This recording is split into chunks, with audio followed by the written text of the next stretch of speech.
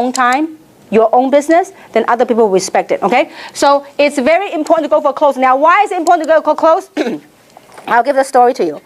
Once upon a time, there's a very rich Texan. I mean, he lives in Texas, multi-gazillionaire, okay? And he's a little bit bored with life, and he wanted to do some experiments. So he has a big, huge Olympic-sized pool, and he decided to throw a big, huge party. But the night before the party, he decided to throw a lot of alligator and water moccasin in the pool, okay? A bunch of them. So the next day, when the party begins, when the guests start arriving, a lot of people start arriving, so he gathered everybody at the pool, around the pool. And he would say, listen, whoever is daring enough to jump into the pool and able to swim across the pool and come up alive, I will grant him or her anything he or she want in life. Before he even stopped talking that, he heard a loud splash. There was a guy in the pool. And the guy was like on an Olympic record, you know, because why? Because water moccasin and alligators chasing on his tail. So he was swimming across the pool in record time.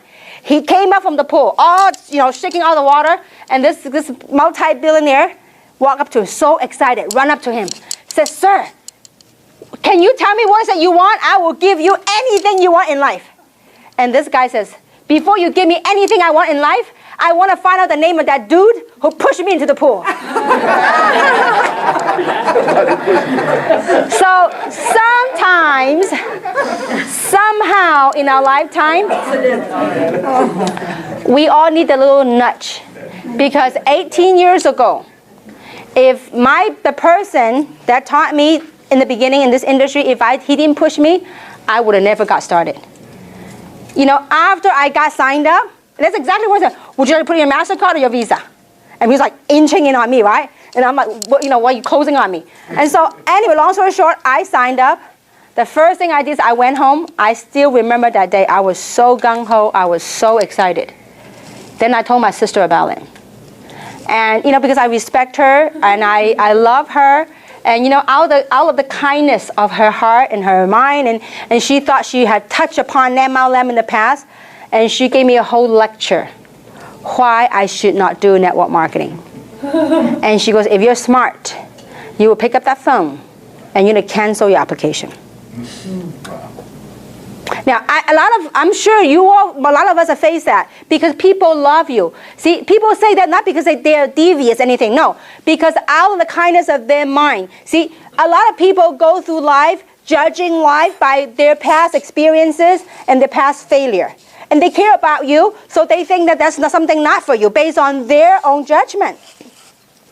Well, I was very, very tempted to cancel. I actually called the guy and said, you know what, I'm having second thoughts. I'm having cold feet. I said, I don't know if something, I said, I just got laid off at my job, and you know, at that time cost me a couple of $100 to get started. This is not exactly a small amount. And he says, listen, before you cancel, why don't you go to a training? Why don't you attend a training? Then we'll talk. So that's when I began to plug into the system. I attended training. I then built my own belief structure. So thank goodness I didn't quit. See, if somebody didn't push me, I would not be where I'm in life. I don't know where I would be. Some of my college friends, you know, I still remember, I call all of my college friends. Some of them went to UCLA with me. Some of them went to UC Irvine with me. I called all of them. And you know what? They were so negative. Like, Kim has lost her mind. This lady is college educated, graduated, very good grades. Why is she doing MLM? You know, maybe she got laid off and she really lost her mind. And so they were all laughing. They were all, not one joined me. They were all laughing at me. But you know what? I said to myself, I said, look at who's going to get the last laugh. Some of those friends nowadays, they're unemployed. Some of them are still complaining about their job. Some of them are not where they want to go in life. And they already given up in fighting for what they had once dreamed of. They had given up what they had wanted at one point in their life, that they thought they could be somebody. And they've given up in life.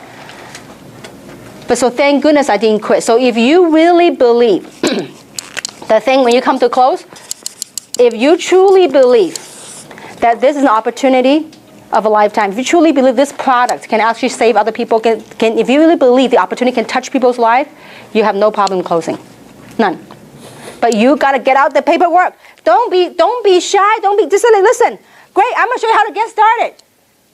Don't be afraid to ask for the sale, because the worst thing you can get is what? Is a no. But there is a power in asking. Because if you don't ask, you don't what? You don't get. You don't ask, it's an automatic what? No. But if you ask, there might be a chance you get something. Samson and I went to buy this camcorder because we decided to record this thing for the business. You know, we realized that we need to have a system so that we can have people outside of LA can grow the business. So we were at the Sony store in Costa Mesa, in South Coast Plaza. Sony store. Well, they were saying if you buy 2 more items, you get this thing off, 15% off. I said, well, what about the other items? They go, no, only one. I said, no. Can you give me, 15% off everything? Everything? And you know what? Well, let me try. So long story short, I got 15% of everything we bought at the store. The power of asking. You got to be willing to ask. Look, if they say no to you, what do you get? Automatic no. But if you don't ask, you will never know anyway. The other thing, very important, so on Mastering Basics, is always be in phase 1. What is phase 1 activity? I want you to go back and think about on your day 1 of joining the business. When you first joined the business, what did you start doing? You started sharing, you started recruiting, right? That's called phase 1 activity. You were excited. Now, I need you to be in phase 1 activity for at least 1 year. Phase 1 meaning what? Excitement, your enthusiasm, your recruiting, your building. A lot of people don't succeed in this industry. You know why? They go from first 2 months, then phase 1. First month in phase 1. Second month, they go into management mode. You know what management mode? They started managing their downlines. That's not your job. They're all independent business owners. They do not report to you. Don't go manage them. The only person you can manage is whom? Yourself. Look, we're all independent business owners. Stop going to management mode. Hey, you need to come to the meeting. Hey, you need to do this. That's called babysitting. When you babysit, what do you make? You make babysitting wages.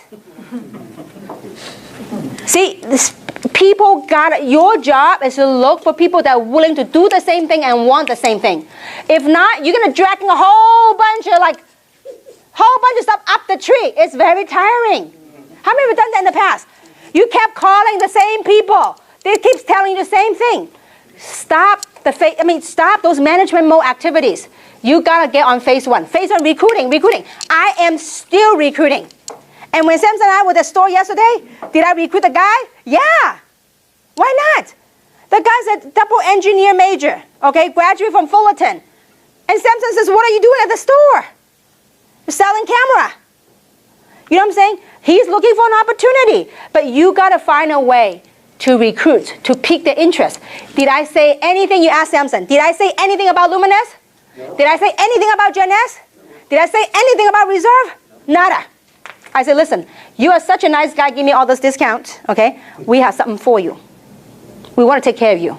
You call us. If you're looking for a way out, so he talked about his job, and so we said, if you're looking for a way out, we got something for you. Get the information. Now, so you got to go on phase 1. Phase 1 activity is very important. If you only keep on, the first month you recruited, and you bang on the people that you recruited make your fortune, golden rules. The people that joined you, this is very golden. The golden rules when you start building a team. The people that are with you today, trust me, some of them will not stay. It is okay. Let it go.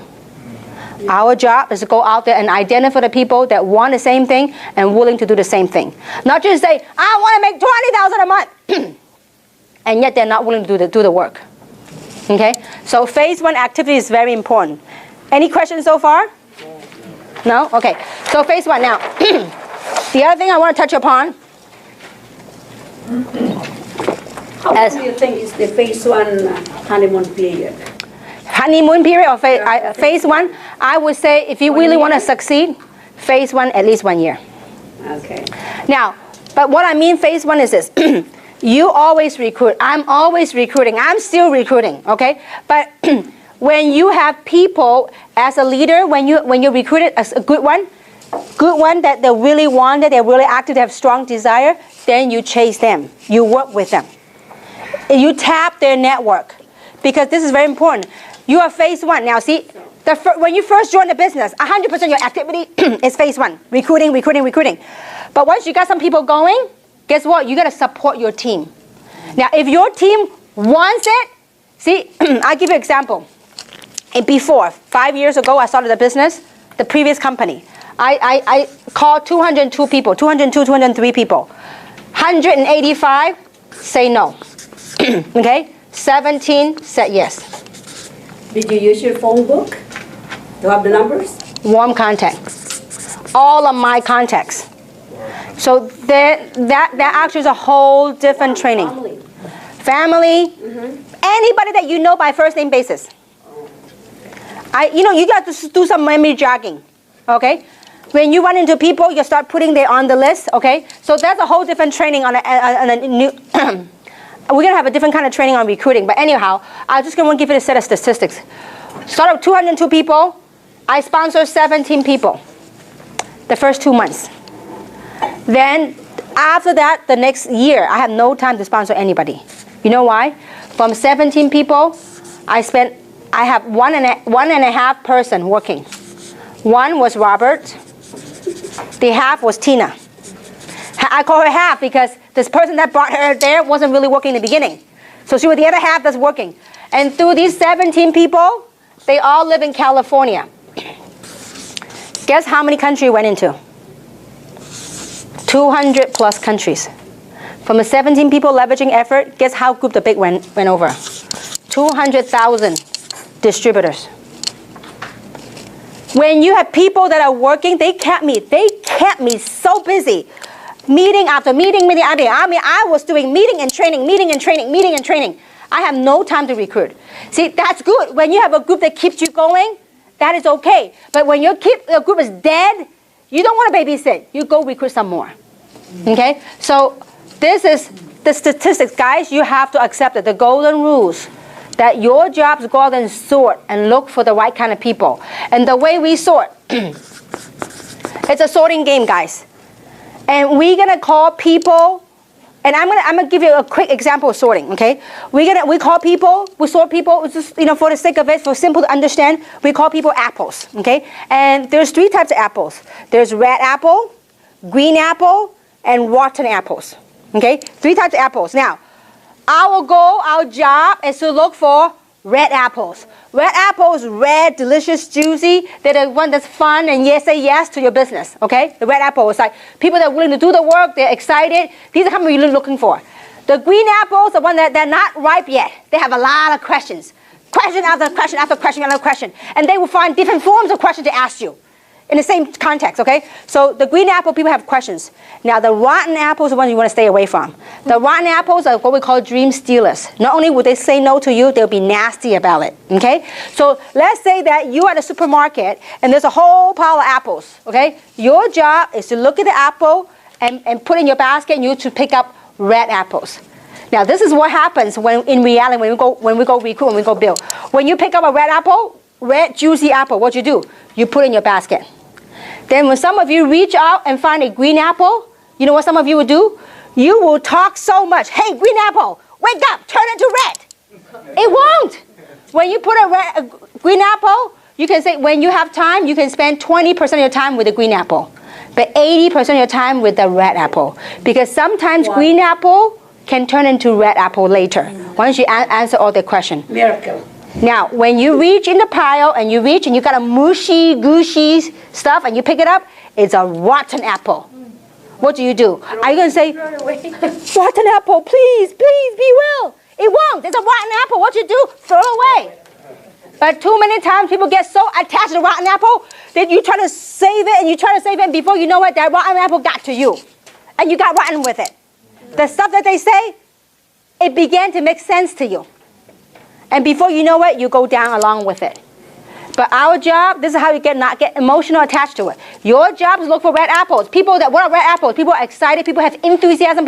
People have the right attitude. People want to do something with life because there's so many people out there.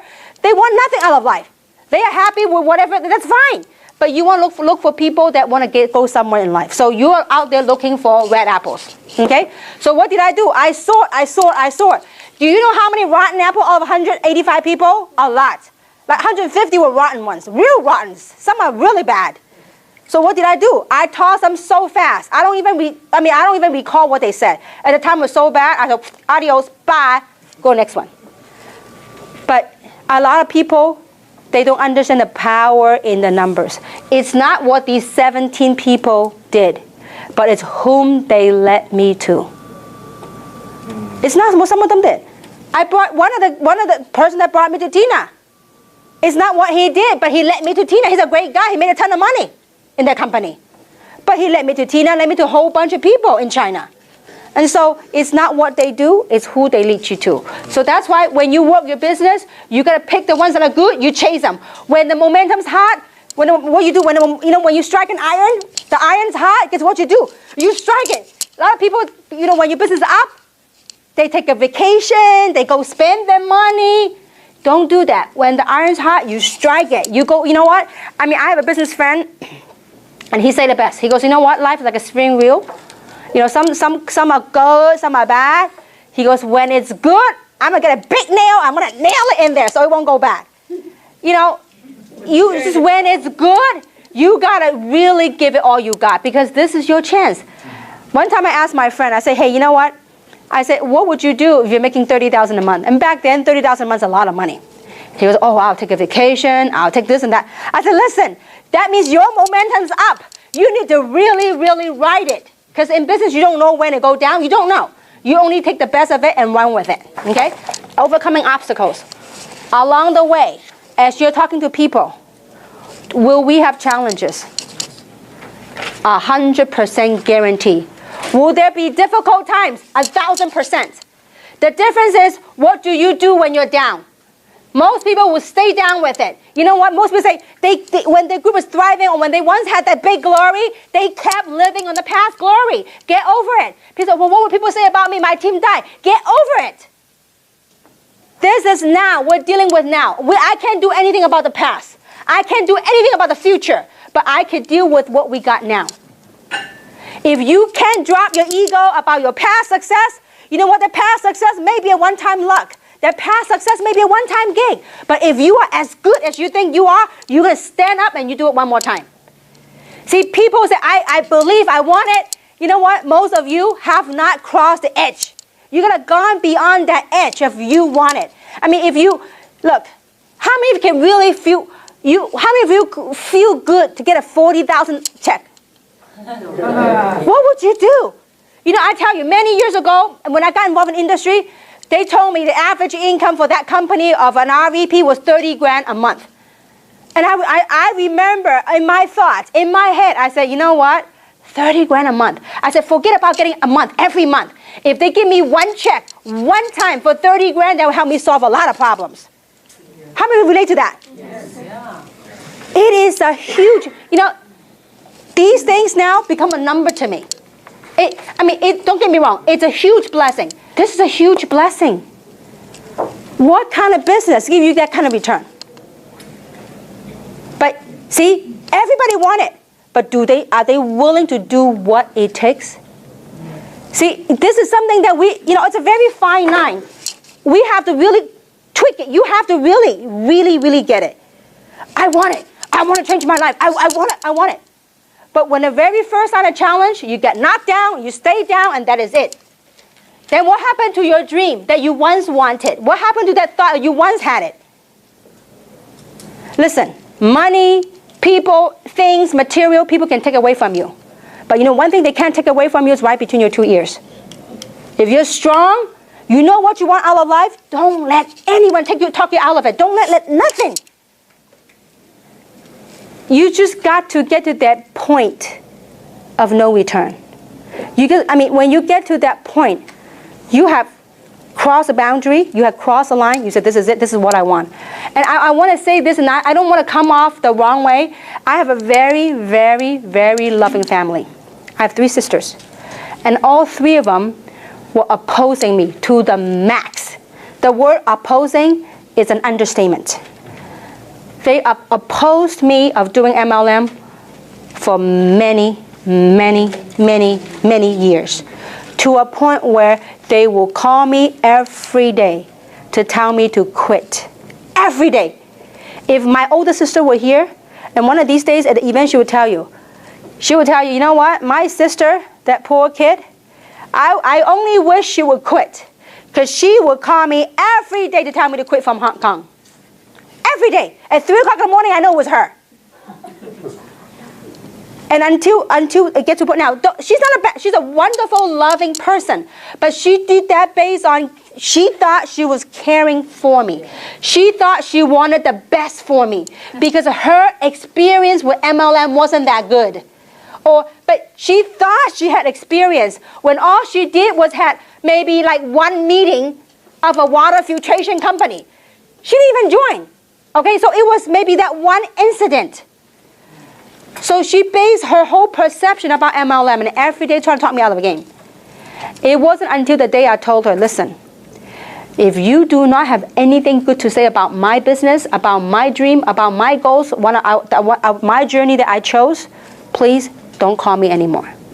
You can call me about anything else, but don't say anything about what I do. See, I had drawn the line. Until you draw the line, then you become successful. You have to get good at it. See, many people in their mouth, they say, I believe in Jeunesse. I believe the product. I believe in Jeunesse. I believe I can make money. And yet they're not making the money. You know why? What you say, what you think, and what you do are two different things. When you say you want it, you want to be successful, you want to retire your job, you want to retire your husband, you want to walk away from your job, if you really want it bad enough, you know what? You're going to put massive action behind what you say. Then things will happen. You got to get over your own fear. Because you know what? What stops most people is our own fear. We worry about this. We worry about what people say. We worry about that. There's too many things to worry about. You ask me, you know, some of you, if you hang around me with my sisters, I'm the most quiet one in my whole family.